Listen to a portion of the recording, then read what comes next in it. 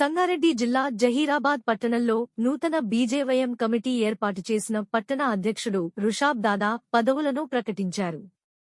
BJYM ఉపాధ్యక్షునిగా హుడేకర్ Sangameshwar Patil, పట్టణ ప్రధాన కార్యదర్శులుగా వంశీ సూర్య ముదిరాజ్, బంగ్లాదొడ్డి అఖిలేష్ యాదవ్ ఎన్నిక అయ్యారు.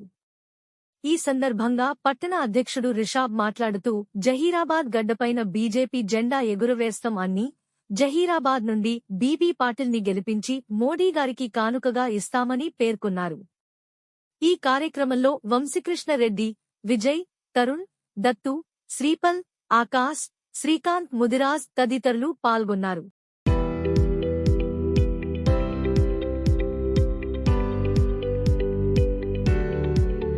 బీజేవైఎం జిందాబాద్, బీజేవైఎం జిందాబాద్, పార్టీ జిందాబాద్, భారతీయ జనతా పార్టీ జిందాబాద్, నరేంద్ర మోడీ గారి నాయకత్వం వర్ధిల్లాలి, నరేంద్ర మోడీ గారి నాయకత్వం వర్ధిల్లాలి, బీజేపీ పార్టీ గారి నాయకత్వం. భారత్ మాతాకి జై, జై శ్రీరామ్.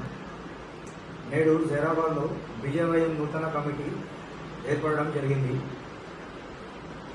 అందులో భాగంగా జిల్లా మన పట్టణ ప్రధాన కార్యదర్శిగా వంశీ ముదిరాజ్ గారిని, మరి అఖిలేష్ యాదవ్ గారిని ఎన్నుకోవడం జరిగింది. వైస్ ప్రెసిడెంట్గా హుడేకర్ సంఘుని నియమించడం జరిగింది. మనము జహీరాబాద్లో బీజేపీ జెండా